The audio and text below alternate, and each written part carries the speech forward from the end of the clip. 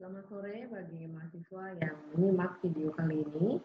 Semoga senantiasa dalam keadaan sehat. Pada pertemuan kali ini, saya akan memaparkan mengenai chapter berikutnya dari mata kuliah kita. Paparan akan saya sampaikan dalam bentuk PowerPoint sebagai berikut.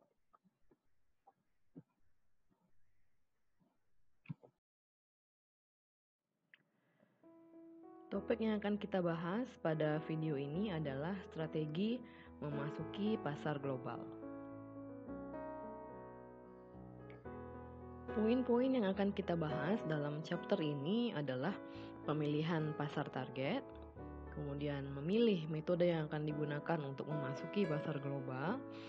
Yang ketiga adalah waktu untuk memasuki pasar global, dan yang keempat adalah strategi untuk keluar dari pasar global. Kita masuk ke materi yang pertama, yaitu pemilihan target pasar. Pemasar internasional umumnya memulai dengan sekumpulan besar dari negara-negara yang akan menjadi kandidat tujuan pemasaran. Untuk mempersempit kelompok besar negara ini, perusahaan umumnya akan melakukan penyaringan pendahuluan. Tujuan dari kegiatan ini adalah untuk meminimalisir kesalahan-kesalahan yang menyebabkan perusahaan mengabaikan negara-negara yang memberikan atau menawarkan kesempatan yang baik dalam memasarkan produk. Dan yang kedua, untuk menghindari membuang-buang waktu pada negara yang tidak memberikan potensi apa-apa. Negara-negara yang terpilih dari penyaringan awal tersebut akan kemudian diseleksi lebih lanjut untuk menentukan kumpulan final dari negara yang akan menjadi target pemasaran. Langkah yang pertama adalah memilih indikator yang digunakan dan mengumpulkan data. Pertama-tama, perusahaan perlu untuk mengidentifikasi indikator-indikator sosioekonomik, politik, dan yang lainnya yang mereka pikir penting dalam menentukan target pasar. Contohnya adalah Colgate-Palmolive yang berasumsi bahwa pendapatan per kapita atau daya beli per kapita merupakan indikator yang dapat mencerminkan peluang pasar di suatu negara. Kemudian Starbucks memandang bahwa indikator ekonomi, kemudian besarnya populasi, dan juga apakah terdapat kesempatan untuk melakukan atau menemukan partner joint venture yang bagus merupakan indikator dalam pemilihan negara target pasar mereka. Langkah kedua adalah menentukan tingkat pentingnya indikator-indikator yang telah dipilih sebelumnya. Jadi langkah kedua ini termasuk dalamnya adalah memberikan bobot pada masing-masing indikator yang telah ditetapkan sebelumnya. Kemudian langkah ketiga adalah memberikan penilaian kepada masing-masing negara yang telah masuk dalam kelompok tadi, diberikan skor pada masing-masing indikator. Contohnya, pemasar dapat menggunakan skala 10 yang artinya sangat kurang baik atau tidak menguntungkan, hingga 100 yang artinya sangat baik atau menguntungkan. Semakin baik kinerja negara tersebut dalam hal indikator-indikator yang telah terpilih, maka mereka akan memperoleh skor yang lebih tinggi. Langkah keempat adalah mengkalkulasi skor total untuk masing-masing negara. Negara dengan skor yang tinggi adalah negara-negara yang sangat atraktif untuk menjadi target pasar dari suatu perusahaan. Ilustrasi dari step 1-4 digambarkan pada gambar berikut, yaitu di sisi kiri dapat dilihat yaitu negara, ada negara A, B, C, dan D yang merupakan kandidat dari target pasar tujuan perusahaan. Kemudian langkah berikutnya adalah menentukan indikator yang akan digunakan untuk menyeleksi negara atau untuk melihat potensi suatu pasar. Di sini dapat dilihat dalam tabel indikator yang digunakan untuk menyeleksi potensi pasar adalah pendapatan per kapita, kemudian besarnya populasi, kemudian tingkat kompetisi, dan resiko politik. Langkah berikutnya adalah memberikan bobot pada masing-masing indikator. Dapat dilihat pada baris paling bawah, yaitu weight yang artinya bobot, di mana pemasar memutuskan untuk memberikan per kapita income bobot sebesar 25%.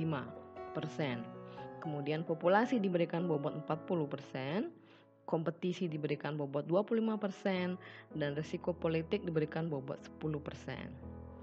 Tugas pemasar berikutnya adalah menilai masing-masing negara dalam hal setiap indikator tersebut. Contohnya, negara A diberikan skor 50 pada indikator per kapita income. Negara B diberikan skor 20 dalam indikator per kapita income. Jadi skor yang semakin besar artinya bahwa negara tersebut memiliki kinerja yang baik dalam indikator tersebut. Kemudian populasi negara A diberikan skor 25, kemudian negara B diberikan skor 50. Ini artinya bahwa negara B memiliki populasi yang lebih besar dibandingkan negara A, sehingga lebih menguntungkan sebagai target pasar. Begitu pula di indikator-indikator berikutnya. Kemudian angka tersebut dikalkulasi untuk memperoleh skor pada masing-masing negara. Jadi skor adalah bobot indikator dikalikan dengan nilai yang diperoleh oleh masing-masing negara. Sehingga dari skor diperoleh bahwa negara yang memiliki skor paling tinggi adalah negara D, dan kemudian diikuti oleh C. Jika pemasar menentukan untuk hanya memilih 2 negara pasar tujuan di awal, maka mereka sebaiknya memilih negara D dan C. Bahasan berikutnya adalah memilih metode yang digunakan untuk memasuki pasar global. Beberapa kriteria akan mempengaruhi metode apa yang akan dipilih oleh perusahaan untuk memasuki pasar global. Terdapat 2 kategori kriteria tersebut, yaitu yang pertama adalah kategori internal, yaitu berkaitan dengan faktor-faktor yang spesifik dalam internal perusahaan. Kemudian faktor eksternal, yaitu faktor-faktor yang berkaitan dengan lingkungan yang sifatnya di luar perusahaan. Kriteria yang pertama adalah ukuran dari pasar di suatu negara dan juga pertumbuhan pasarnya. Potensi atau peluang pada masa depan untuk pasar tersebut diukur melalui tingkat pertumbuhan, yaitu tingkat pertumbuhan populasi ataupun tingkat pertumbuhan ekonomi. Jadi tingkat pertumbuhan menjadi indikator yang lebih penting, terutama saat target market itu termasuk di dalamnya adalah negara-negara berkembang. Kriteria yang kedua adalah resiko. Resiko berkaitan dengan ketidakstabilan pada lingkungan politik dan ekonomi yang dapat mempengaruhi prospek bisnis perusahaan di suatu negara. Indikator ketiga adalah peraturan pemerintah atau keterbukaan pemerintah. Di beberapa negara, peraturan pemerintah dapat sangat membatasi opsi-opsi yang tersedia bagi perusahaan multinasional untuk memasuki pasar negara tersebut. Kemudian hambatan perdagangan dalam berbagai bentuk juga dapat membatasi keputusan dalam memilih metode memasuki pasar negara di luar negara asal. Contohnya dalam industri mobil, kebijakan mengenai lokal konten di negara-negara seperti Prancis dan Italia memainkan peran yang penting yang kemudian mempengaruhi keputusan dari pembuat mobil Jepang seperti Toyota dan Nissan untuk membangun pabrik mobil mereka di negara tersebut. Indikator yang keempat adalah lingkungan kompetitif, yaitu seberapa intens tingkat kompetensi di industri di suatu negara.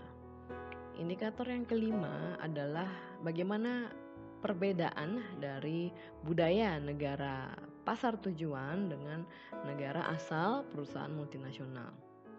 Dengan mengandalkan joint venture dibandingkan dengan membuka sendiri cabang perusahaan di suatu negara, perusahaan multinasional dapat menurunkan resiko mereka yang berkaitan dengan perbedaan budaya yang cukup jauh antar mereka dengan negara target pasarnya.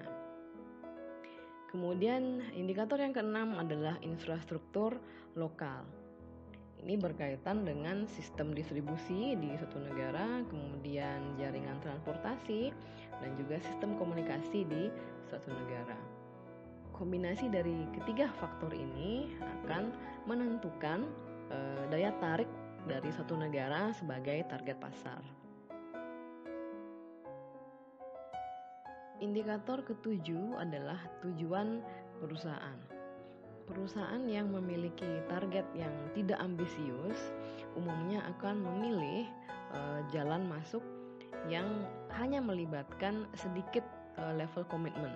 Contohnya adalah opsi masuk mempergunakan licensing.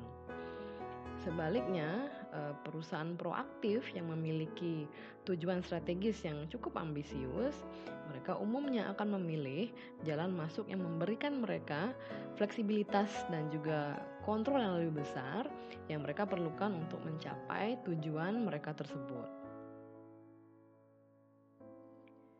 Indikator yang ke-8 adalah kebutuhan untuk memiliki kendali penuh.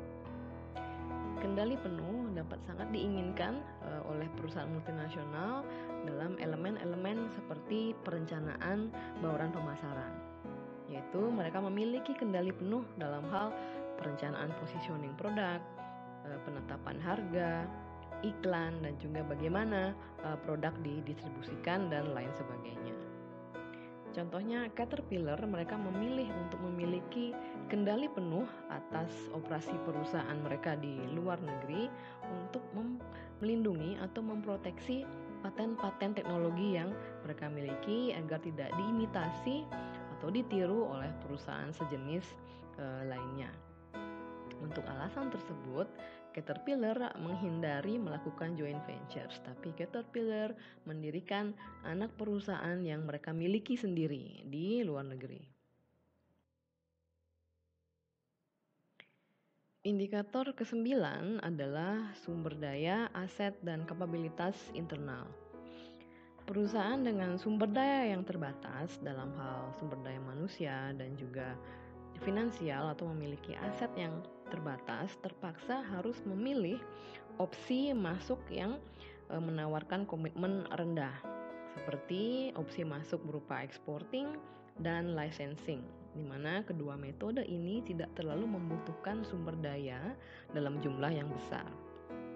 Kemudian indikator yang 10 adalah flexibility. Fleksibilitas yang ditawarkan oleh opsi masuk masing-masing opsi masuk dapat sangat berbeda. Melihat dari karakteristiknya, perjanjian kontraktual seperti joint ventures dan licensing, mereka cenderung memberikan fleksibilitas yang sangat kecil. Kemudian, saat terdapat hambatan keluar yang cukup tinggi, anak perusahaan yang dimiliki sepenuhnya oleh perusahaan multinasional akan sangat sulit untuk dilepaskan, sehingga metode ini atau opsi ini menawarkan fleksibilitas yang sangat rendah dibandingkan opsi-opsi masuk yang lain. Kita akan membahas secara lebih detail mengenai masing-masing opsi masuk di slide berikutnya, dimulai dari exporting, licensing, franchising hingga wholly owned subsidiaries atau anak perusahaan yang dimiliki sepenuhnya. Opsi-opsi masuk tersebut dapat diklasifikasikan berdasarkan pada tingkat kendali yang mereka tawarkan. Dimulai dari opsi masuk yang menawarkan tingkat kendali yang rendah, yaitu adalah opsi masuk melalui ekspor tidak langsung dan juga licensing, hingga ke opsi masuk yang menawarkan atau memberikan kendali penuh, yaitu anak perusahaan yang dimiliki sepenuhnya oleh perusahaan multinasional. Opsi masuk dapat menawarkan tingkat kendali yang cukup besar, umumnya membutuhkan sumber daya dalam jumlah yang besar dan juga melibatkan resiko yang cukup tinggi. Seperti misalnya wholly owned subsidiary atau anak perusahaan yang dimiliki sepenuhnya, mereka membutuhkan atau opsi masuk ini membutuhkan sumber daya yang jauh lebih besar dan juga melibatkan resiko yang jauh lebih besar dibandingkan dengan opsi masuk seperti ekspor atau melakukan ekspor atau melakukan licensing. Sehingga perusahaan multinasional menghadapi suatu pilihan apakah akan memilih kendali yang lebih besar namun harus dihadapkan pada komitmen dalam hal sumber daya dan juga resiko yang cukup tinggi, atau apakah akan memilih kendali yang lebih rendah dan memiliki atau membutuhkan sumber daya yang cukup rendah dan juga resiko yang tidak terlalu besar. Seperti contohnya ekuitas merek, paten-paten teknologi, dan juga paten-paten pengetahuan. Saat aset-aset ini sangat penting bagi perusahaan multinasional, maka mereka sebaiknya memasuki pasar luar negeri dengan mempergunakan opsi masuk yang menawarkan tingkat kendali yang cukup besar untuk melindungi aset-aset ini dari perilaku-perilaku oportunistik dari staf-staf di pasar luar negeri. Kemudian perusahaan dengan keunggulan kompetitif yang mudah untuk ditiru lebih memilih untuk mengembangkan bisnisnya di luar negeri melalui metode mendirikan anak perusahaan yang mereka miliki sendiri. Jadi melalui anak perusahaan yang mereka miliki sendiri, perusahaan akan lebih mudah untuk memproteksi nilai dari keunggulan kompetitif itu. Jadi tindakan-tindakan yang dapat mengurangi nilai keunggulan kompetitif contohnya adalah pencurian paten dan lain sebagainya. Suatu perusahaan multinasional akan lebih memilih untuk memasuki pasar asing dengan metode mendirikan anak perusahaan yang mereka miliki seluruhnya pada kondisi-kondisi sebagai berikut. Yaitu yang pertama, apabila operasi perusahaan sangat berkaitan dengan paten-paten teknologi yang penting. Kemudian saat perusahaan multinasional memiliki merek yang cukup kuat, dan apabila perusahaan multinasional sudah memiliki pengalaman yang cukup banyak memasuki pasar asing, maka mereka akan memilih opsi masuk wholly owned subsidiary atau mendirikan anak perusahaan sendiri. Kemudian di sisi lain, perusahaan multinasional akan cenderung memilih opsi masuk menggunakan partnership, contohnya adalah joint ventures pada kondisi-kondisi sebagai berikut. Yaitu yang pertama, apabila negara pasar tujuan adalah negara yang cukup beresiko, baik dalam hal kestabilan politik maupun kestabilan ekonomi. Kemudian yang kedua adalah apabila negara target tujuan atau negara pasar target adalah negara yang memiliki budaya yang jauh berbeda dengan budaya di perusahaan multinasional. Kemudian yang ketiga adalah apabila terdapat pembatasan hukum mengenai kepemilikan aset yang boleh dimiliki oleh investor asing. Kita masuk ke topik berikutnya, yaitu membahas masing-masing opsi masuk, kelebihan dan kelemahannya. Kita mulai dengan opsi yang pertama, yaitu mengekspor. Ekspor terdiri atas 3 tipe, yaitu yang pertama adalah ekspor tidak langsung, di mana perusahaan mempergunakan perantara yang berbasis di negara asal perusahaan untuk menghandle ekspor perusahaan ke negara lain. Kemudian yang kedua adalah cooperative exporting, di mana perusahaan melakukan kerjasama dengan perusahaan lain baik lokal maupun perusahaan asing, di mana partner ini akan mempergunakan jaringan distribusi yang mereka miliki untuk menjual barang-barang ekspor perusahaan. Kemudian yang ketiga adalah ekspor langsung, yang berarti bahwa perusahaan mendirikan divisi ekspornya sendiri dan bergantung pada perantara yang berbasis di pasar asing, yaitu distributor asing untuk mendistribusikan produknya di negara asing. Ekspor tidak langsung menawarkan sejumlah manfaat bagi perusahaan dibandingkan dengan opsi-opsi masuk yang lainnya. Yang pertama yaitu perusahaan memperoleh pengetahuan mengenai pasar asing secara instan, karena eksporter atau perantara yang digunakan umumnya adalah profesional. Mereka dapat menghandle detail-detail yang berkaitan dengan pemrosesan order ekspor. Dan perantara ini juga dapat menilai atau mengappraise peluang pasar bagi perusahaan. Kelebihan lainnya adalah pengetahuan yang mereka miliki dalam memilih agen dan juga distributor dan juga pengelolaan jaringan distribusi. Jadi perantara ini cukup profesional sehingga sedikit risiko yang terlibat dalam opsi masuk ini. Kemudian kelebihan yang ketiga adalah tidak membutuhkan komitmen dalam bentuk sumber daya yang cukup besar. Jadi saat profit dari perantara itu didasarkan pada seberapa sukses mereka melakukan ekspor, maka perantara ini akan sangat termotivasi untuk meningkatkan penjualan.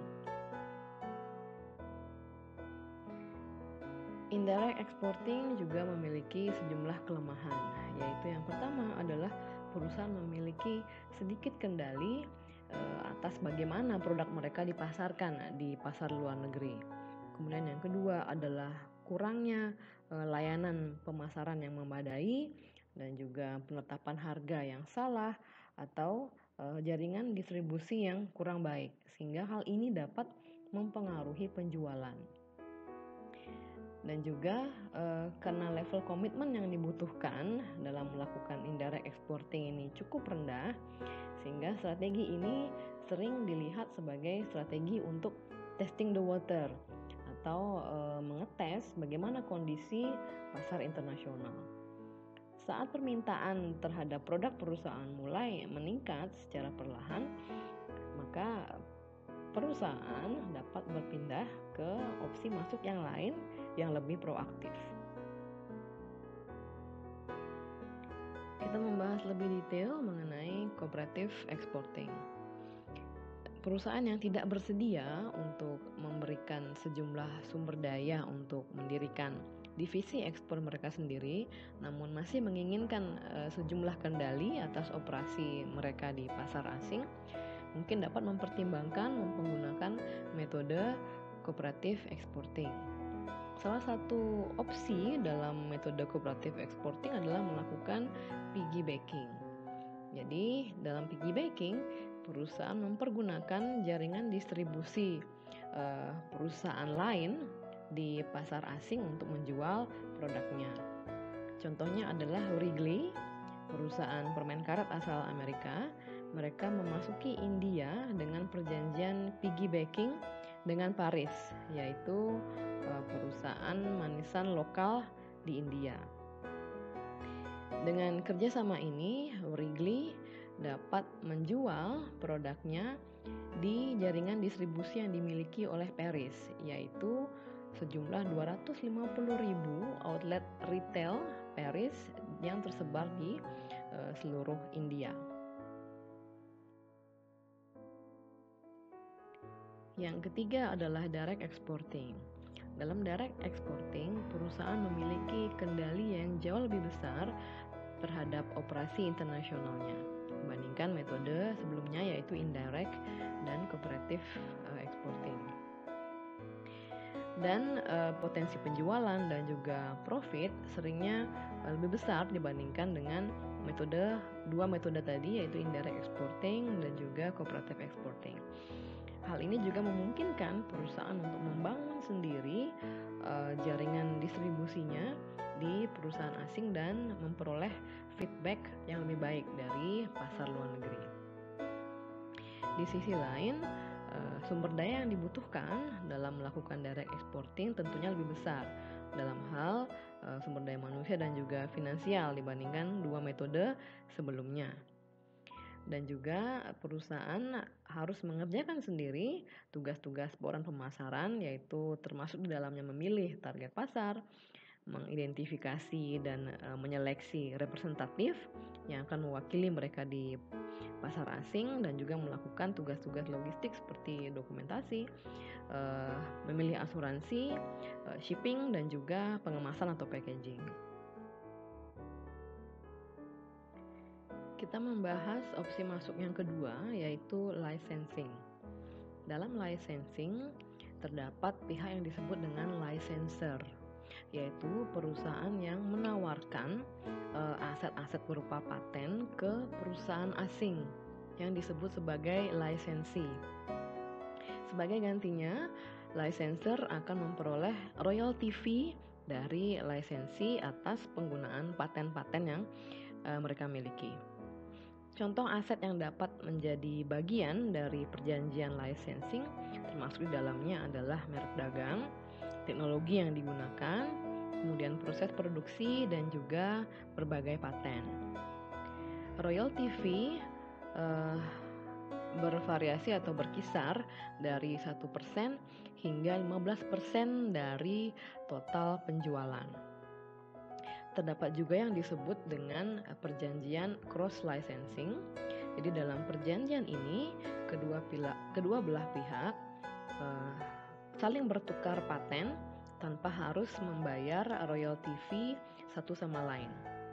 Di dalam perjanjian ini, paten yang mereka pertukarkan nilainya sama atau hampir sama.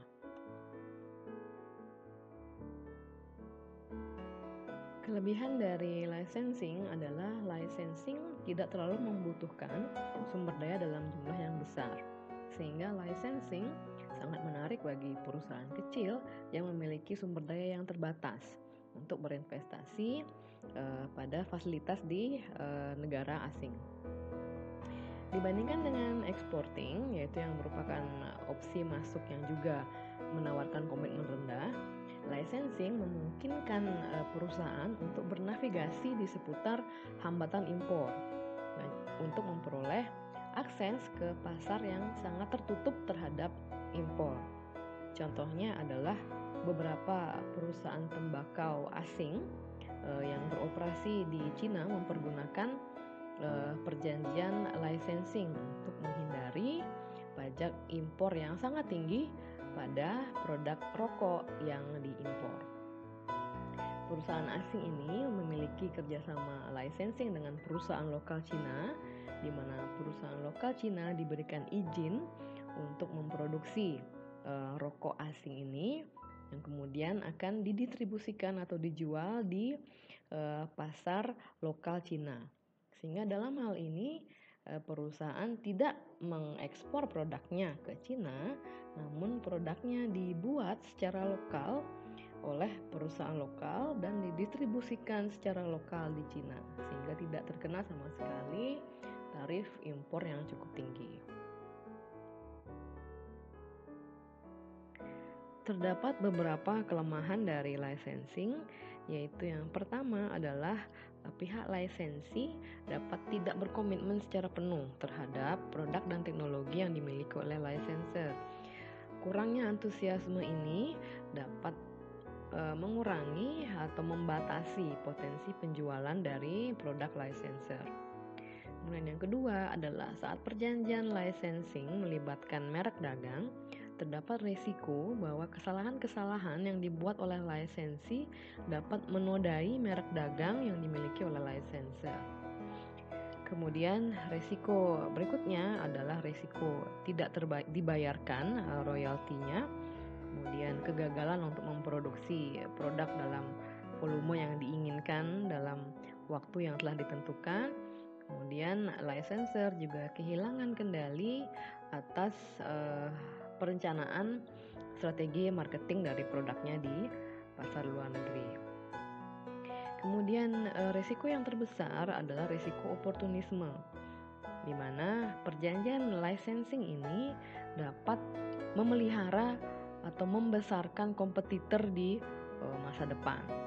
Jadi di sini kompetitor yang dimaksud adalah si lisensi sendiri, di mana lisensi dapat memperoleh pengetahuan atau kemampuan selama proses atau periode licensing, di mana mereka dapat mempelajari teknologi yang digunakan oleh licensor untuk memproduksi produk dan juga hal-hal lainnya yang mereka pelajari dalam hal marketing maupun produksi dari produk tersebut.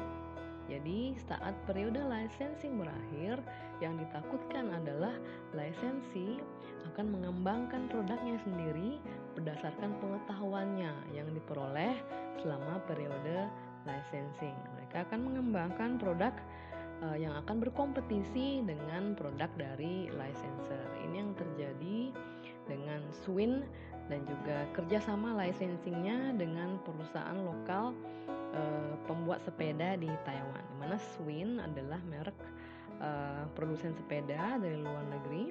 Kemudian mereka memberikan perjanjian licensing terhadap Giant, yaitu perusahaan lokal yang memproduksi sepeda di Taiwan. Jadi saat periode licensing ini berakhir atau saat Swin berpindah lisensi, memberikan lisensinya kepada perusahaan lain, Giant kemudian mulai mengembangkan produk sepedanya sendiri dengan pengetahuan yang mereka dapatkan selama periode licensing dengan Swin. Kemudian Giant menjadi produsen sepeda yang cukup besar dalam skala global, di mana Swin pada sisi lain menghadapi kebangkrutan, sehingga ini merupakan risiko terbesar, yaitu perjanjian licensing justru dapat memelihara kompetitor yang akan berkompetisi dengan perusahaan di masa depan. Perusahaan dapat melakukan beberapa tindakan untuk memproteksi dirinya terhadap risiko ini dari licensing, yaitu perusahaan dapat mencari perlindungan paten dan juga perlindungan merek dagang di negara asing tempat mereka beroperasi. Kita membahas opsi masuk berikutnya, yaitu franchising. Franchising dapat dikatakan sepupu dari licensing. Jadi franchising adalah perjanjian di mana franchisor memberikan franchisee hak untuk menggunakan merek dagangnya, mempergunakan modal bisnisnya, dan mempergunakan paten dan teknologi maupun pengetahuan yang mereka miliki di suatu teritori yang sudah disepakati pada periode waktu tertentu, umumnya 10 tahun. Sebagai gantinya, franchisor akan mendapatkan pembayaran royalti dan juga fee-fee yang lain. Perbedaan dari franchising dan licensing adalah pada produk yang dijadikan perjanjian, yaitu umumnya pada licensing produknya adalah berupa produk berwujud, yaitu seperti yang kita bahas tadi, sepeda, rokok, dan sebagainya. Dalam franchising, produk yang dilibatkan dalam perjanjian umumnya adalah dalam bentuk jasa. Contohnya adalah jasa restoran seperti Pizza Hut, McDonald, dan sebagainya. Paket franchising umumnya terdiri atas marketing plan, standar operasi dan juga manual operasi, training, dan juga quality monitoring. Terdapat juga metode yang disebut master franchising. Di sini franchisor memberikan master franchise kepada pengusaha lokal. Kemudian pengusaha lokal ini akan menjual franchise-nya kepada pengusaha-pengusaha lokal lainnya di dalam teritori yang menjadi haknya. Kelebihan dari franchising adalah perusahaan dapat mengembangkan bisnisnya di luar negeri dengan jumlah investasi yang sedikit atau minimum. Seperti halnya licensing, risiko politik yang dihadapi oleh perusahaan menjadi sangat terbatas atau sangat kecil. Kemudian terdapat juga kelemahan dari franchising adalah pendapatan franchisor dalam franchising ini hanya sebagian kecil jika dibandingkan apabila perusahaan melakukan joint ventures dengan perusahaan lokal atau mendirikan anak perusahaannya yang dimiliki oleh perusahaan sepenuhnya. Kelemahan yang lain adalah perusahaan yang memiliki merek dagang yang tidak terlalu terkenal, umumnya kesulitan untuk menemukan perusahaan lokal yang ingin membeli franchise mereka. Kemudian concern yang juga tidak kalah besar adalah kurangnya kendali atas operasi dari si franchisee. Kita membahas opsi masuk berikutnya, yaitu contract manufacturing atau outsourcing. Dengan contract manufacturing atau yang juga dikenal dengan outsourcing, perusahaan dapat melakukan perjanjian kerjasama dengan perusahaan lokal untuk memproduksi atau merakit bagian-bagian dari produk atau memproduksi keseluruhan produk. Pemasaran dari produk tersebut masih menjadi tanggung jawab dari perusahaan multinasional. Adapun manfaat dari outsourcing adalah penghematan biaya yang cukup signifikan dapat diperoleh dari proses produksi padat karya dengan cara mengoutsourcingkan manufacturing atau pabrikasi produk ke negara dengan tingkat upah yang rendah. Penghematan juga dapat diperoleh dari manfaat pajak, biaya energi yang lebih rendah, biaya bahan baku dan overhead yang lebih rendah bila melakukan outsourcing. Outsourcing atau subcontracting juga memiliki tingkat risiko ekonomi dan juga risiko politik yang cukup rendah bagi perusahaan multinasional. Outsourcing memungkinkan perusahaan untuk berfokus pada kompetensi dasar yang mereka miliki, yaitu mungkin dalam hal desain produk dan juga dalam hal pemasaran, dan memberikan proses manufacturing atau proses pabrikasi, menyerahkannya kepada pihak lain yang lebih berpengalaman dan mampu melakukannya dengan biaya yang lebih rendah. Kemudian contoh dari subcontracting ini adalah apa yang dilakukan iPhone, yaitu dengan mensubkontrakkan atau mengoutsourcingkan pabrikasi produknya ke perusahaan di Cina.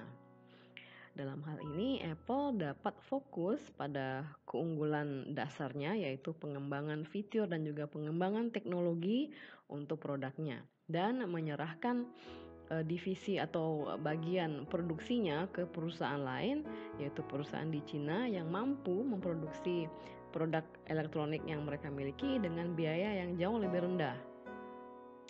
Kemudian manfaat yang lain termasuk dalamnya adalah fleksibilitas, akses terhadap keahlian-keahlian yang terdapat di luar negeri, yaitu dalam hal Apple contohnya adalah keahlian dalam memproduksi produk dengan biaya yang jauh lebih rendah. Dan juga outsourcing tidak terlalu membutuhkan sumber daya yang cukup besar dalam hal sumber daya dan juga finansial. Kelemahan dari outsourcing adalah bahaya dari memelihara atau membesarkan kompetitor di masa depan yang terjadi pada licensing dan juga franchising juga berlaku dalam outsourcing ini. Dan kelemahan yang kedua adalah apabila mengoutsource, umumnya perusahaan akan mengoutsource kegiatan padat karya ke negara dengan tingkat upah yang rendah. Namun permasalahannya, negara dengan tingkat upah rendah umumnya juga memiliki tingkat produktivitas tenaga kerja yang rendah, sehingga penghematan biaya menjadi tidak signifikan karena produktivitas yang rendah dari tenaga kerja di negara dengan upah rendah. Opsi masuk berikutnya adalah melalui joint ventures. Dengan joint ventures, perusahaan multinasional bersama dengan partnernya bersama-sama mengeluarkan modal dan juga sumber daya lain untuk mendirikan perusahaan baru di negara tujuan. Ada yang disebut dengan cooperative joint venture, yaitu merupakan perjanjian antara kedua belah pihak untuk berkolaborasi namun tidak melibatkan modal dalam bentuk apapun. Contohnya, salah satu partner akan berkontribusi dalam hal teknologi pabrikasi, di mana partner lainnya akan menyediakan akses pada saluran distribusi yang cukup luas. Kemudian ada yang disebut dengan equity joint ventures, Hal ini adalah perjanjian di mana kedua belah pihak setuju untuk mengeluarkan modal sesuai dengan proporsi kepemilikan saham yang sudah disepakati oleh kedua belah pihak. Kelebihan dari joint ventures adalah jika dibandingkan dengan opsi masuk dengan level komitmen yang rendah seperti licensing adalah potensi pendapatan yang akan diperoleh. Dalam licensing, contohnya pendapatan perusahaan hanya berupa pembayaran royalti dan bukan dalam bentuk pembagian profit seperti yang akan diperoleh perusahaan pada joint ventures. Joint ventures juga memberikan kendali lebih besar pada operasional perusahaan di luar negeri. Kemudian kelebihan yang kedua adalah perusahaan lokal seringnya menghambat atau bahkan melarang pendirian anak perusahaan yang dimiliki sepenuhnya oleh perusahaan asing pada industri-industri tertentu. Dalam kondisi ini, joint ventures merupakan solusi yang dapat ditempuh oleh perusahaan untuk memasuki pasar negara asing tersebut. Kelebihan lainnya adalah partnership tidak hanya berbagi modal dan juga berbagi risiko. Kontribusi dalam bentuk lain yang dapat diberikan oleh partner lokal kepada perusahaan multinasional termasuk diantaranya adalah tanah, bahan baku, kemudian keahlian atau pengetahuan atas lingkungan lokal seperti budaya konsumen lokal, lingkungan politik dan hukum di negara tersebut. Kemudian partner lokal juga dapat memberikan akses pada jaringan distribusinya yang cukup luas dan juga kontak personal dengan supplier lokal dan hubungan yang baik dengan staf pemerintah lokal.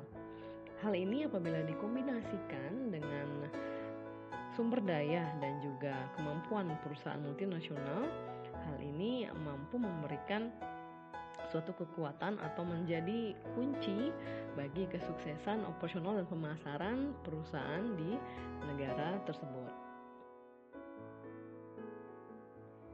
Kelemahan dari joint ventures adalah perusahaan multinasional tidak memiliki kendali penuh atas operasional perusahaan. Dan yang kedua adalah perusahaan multinasional memang harus menghadapi risiko bahwa partner dapat menjadi kompetitornya di masa depan. Kemudian kurangnya trust atau kepercayaan dan juga sejumlah konflik yang muncul akibat dari joint ventures ini dapat merubah international joint venture ini layaknya seperti pernikahan yang bermasalah. Jadi konflik dapat muncul dari ketidaksepakatan antar kedua belah pihak dalam hal strategi, alokasi sumber daya, transfer pricing, kepemilikan dari aset-aset yang penting seperti teknologi dan juga merek dagang. Contoh dari permasalahan ini adalah apa yang dihadapi oleh Autolatina. Autolatina merupakan joint venture yang didirikan oleh Ford dan Volkswagen di Amerika Latin. Autolatina harus dibubarkan setelah 7 tahun, padahal Autolatina masih menghasilkan profit hingga akhir. Perbedaan budaya antara manajer Jerman di Volkswagen dan manajer Amerika di Ford merupakan faktor penyebab utama dari pembubaran Autolatina. Opsi masuk berikutnya adalah wholly owned subsidiary, yaitu anak perusahaan yang dimiliki sepenuhnya. Perusahaan multinasional dapat memilih untuk memasuki pasar asing dengan 100% kepemilikan.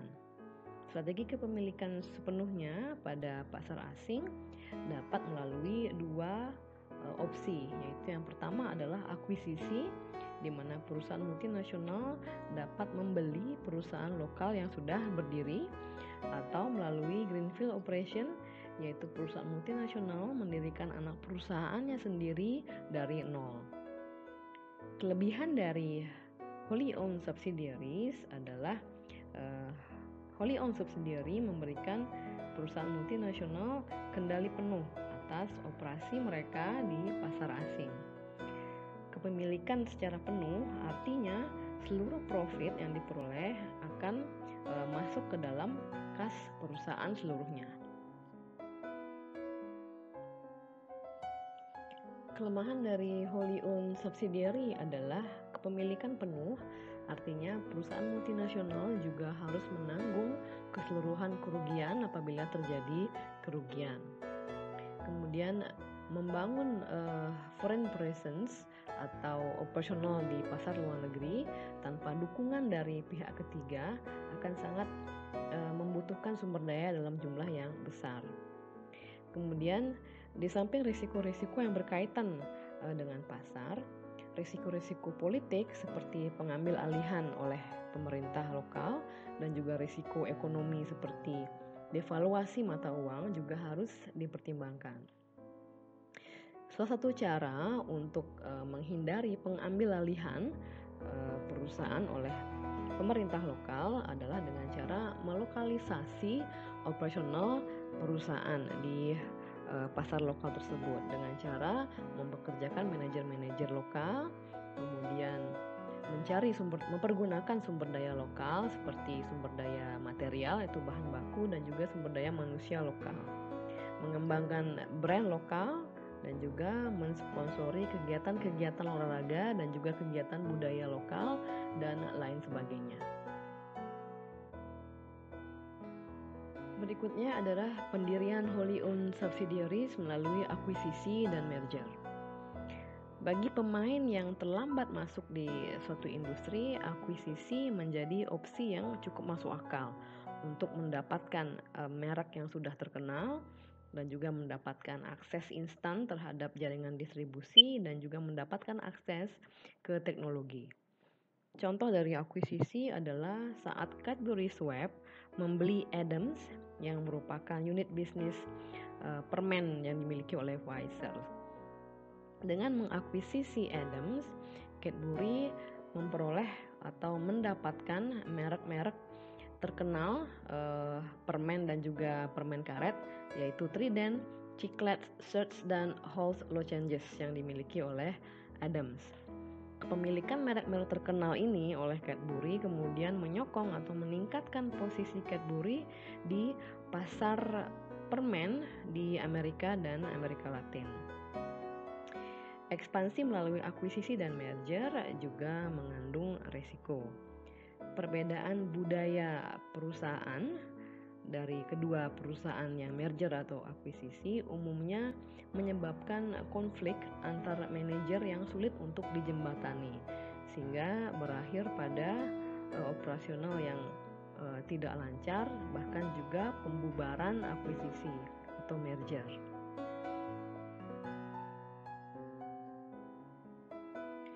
Kelemahan lain dari akuisisi adalah aset-aset yang diperoleh dari hasil akuisisi tidak selalu sesuai dengan ekspektasi dari perusahaan yang mengakuisisi.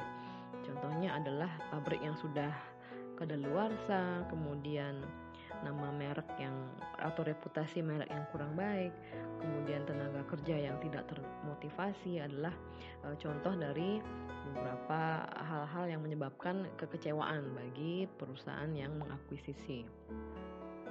Kelemahan lainnya adalah memasuki pasar asing dengan cara akuisisi dapat menjadi sangat mahal. Umumnya perusahaan-perusahaan yang bagus, perusahaan lokal yang bagus, umumnya tidak bersedia untuk menjual kepemilikannya ke perusahaan lain. Kalaupun mereka menjual kepemilikannya, mereka tidak akan menjualnya dengan murah. Contohnya adalah akuisisi senilai 2,4 miliar dolar yang dilakukan oleh Coca-Cola terhadap grup Huan Juice di Cina adalah 35 kali forecast pendapatan Huan Juice dalam jangka pendek. Jadi nilai ini terbilang sangat mahal. Kemudian kelemahan lain adalah biaya dan juga upaya yang diperlukan untuk mengintegrasikan kedua perusahaan akan menjadi hambatan yang cukup signifikan dalam hal akuisisi. Opsi yang kedua dalam mendirikan wholly owned subsidiary di samping akuisisi adalah greenfield operation. Greenfield operation adalah membangun anak perusahaan sendiri dari nol. Pada banyak negara berkembang, kandidat perusahaan untuk diakuisisi sangat terbatas dan terkadang tidak ada. Dan biaya untuk merombak fasilitas-fasilitas yang dimiliki oleh kandidat akuisisi di negara berkembang terkadang lebih mahal daripada membangun fasilitas atau anak perusahaan sendiri dari nol. Greenfield Operation ini menawarkan perusahaan lebih banyak fleksibilitas dibandingkan dengan akuisisi pada area-area seperti pengelolaan sumber daya manusia, pemilihan supplier, pengelolaan aktivitas logistik, merancang layout pabrik, dan juga teknologi manufacturing yang digunakan. Greenfield Operation juga menghindarkan perusahaan dari biaya pengintegrasian dua perusahaan apabila melakukan akuisisi. Kelemahan dari Greenfield Operation adalah kegiatan ini mendirikan anak perusahaan dari nol ini membutuhkan investasi dalam jumlah yang sangat besar dalam hal modal dan juga waktu. Kita masuk ke topik berikutnya, yaitu timing of entry. Untuk dapat menentukan saat yang tepat memasuki pasar asing, perusahaan perlu memahami lingkungan dari perusahaan asing tersebut melalui riset pemasaran global yang telah kita bahas di chapter sebelumnya. Contohnya adalah IKEA, yaitu IKEA memasuki Jepang pada tahun 1974 yang turns out atau menjadi suatu kegagalan total. Retailer furniture dari Swedia ini kemudian dengan cepat meninggalkan pasar Jepang setelah menyadari bahwa konsumen Jepang belum siap dengan konsep furniture yang dirakit sendiri oleh konsumen, dan konsumen Jepang lebih memilih furniture dengan kualitas yang baik dibandingkan furniture dengan harga yang rendah. Kemudian secara umum perusahaan yang memasuki Cina atau perusahaan yang terlambat memasuki Cina memperoleh kelebihan dibandingkan dengan perusahaan yang memasuki Cina lebih awal. Alasannya adalah perusahaan yang lambat memasuki pasar Cina ini menghadapi pembatasan-pembatasan yang lebih sedikit dibandingkan dengan perusahaan yang memasuki Cina lebih awal. Pembatasan-pembatasan ini dalam hal regulasi pemerintah. Topik berikutnya adalah exit strategi atau strategi keluar dari pasar asing. Terdapat beberapa alasan bagi perusahaan multinasional untuk meninggalkan atau keluar dari pasar asing. Yang pertama adalah kerugian yang berkelanjutan. Yang kedua adalah sulitnya menembus pasar lokal seperti ilustrasi IKEA. Kemudian yang ketiga adalah volatilitas atau kerentanan dari pasar asing. Banyak perusahaan multinasional terburu-buru untuk memasuki pasar negara berkembang karena tergoda oleh prospek yang menggiurkan dari populasi penduduk yang cukup banyak dengan tingkat pendapatan yang terus meningkat setiap tahunnya. Namun sayangnya negara dengan potensi pertumbuhan yang cukup tinggi seperti negara-negara berkembang seringnya sangat volatile atau sangat rentan. Contohnya adalah mata uang yang sangat fluktuatif, kemudian peraturan yang sangat lemah atau hukum yang sangat lemah, ketidakstabilan politik, resiko-resiko ekonomi seperti pengambil alihan perusahaan dan juga risiko inflasi. Alasan keempat untuk melakukan exit adalah keputusan entry yang prematur. Perusahaan multinasional setelah memasuki pasar asing dapat menemui kekecewaan karena infrastruktur marketing di negara tersebut belum berkembang, yaitu dalam hal infrastruktur distribusi dan juga infrastruktur untuk supply. Hal lainnya menimbulkan kekecewaan adalah daya beli masyarakat yang rendah dan juga kurangnya atau tidak adanya partner lokal yang cukup kuat untuk diajak bekerja sama. Alasan keluar berikutnya adalah alasan etis.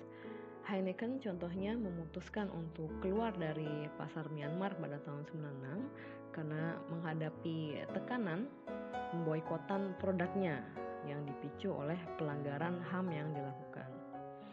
Kemudian alasan berikutnya adalah kompetisi yang intens. Overcapacity dapat menyulut terjadinya perang harga, dan perang harga dapat menyebabkan loss-loss situation dan bukan win-win situation bagi seluruh pemain di dalam industri tersebut.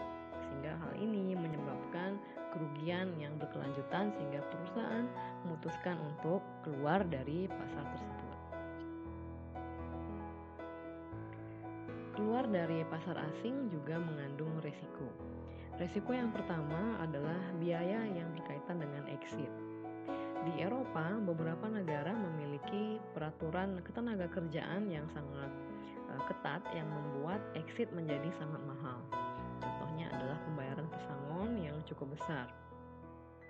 Dan bukanlah hal yang tidak biasa bagi pemerintah Eropa untuk memprotes dan juga menuntut perusahaan multinasional saat mereka memutuskan untuk menutup operasinya di negara tersebut. Risiko yang kedua adalah image perusahaan dapat ternoda karena memutuskan untuk keluar. Kemudian yang ketiga adalah sulitnya melakukan disposisi aset, yaitu aset-aset yang sangat specialized pada bisnis tertentu sangat sulit untuk dijual karena sangat mahal atau dia sangat specialized sehingga sulit untuk dijual ke industri lain atau bahkan industri sejenis. Sehingga hal ini menyebabkan hambatan keluar yang cukup tinggi bagi perusahaan multinasional.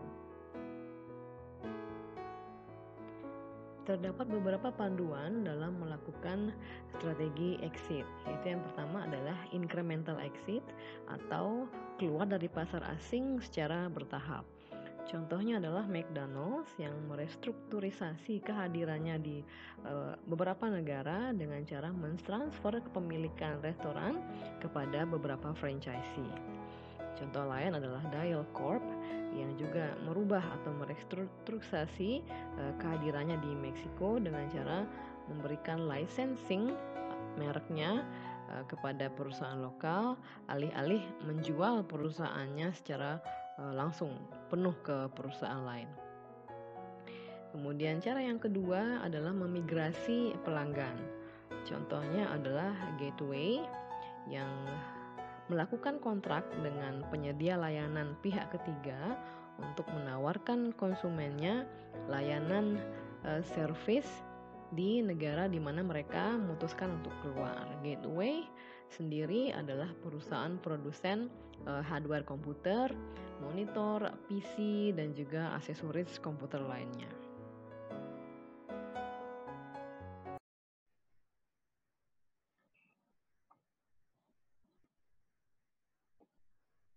Demikian pemaparan saya, semoga dapat diterima dan dipahami dengan baik. Sampai berjumpa kembali di video berikutnya. Terima kasih atas atensinya. Selamat sore.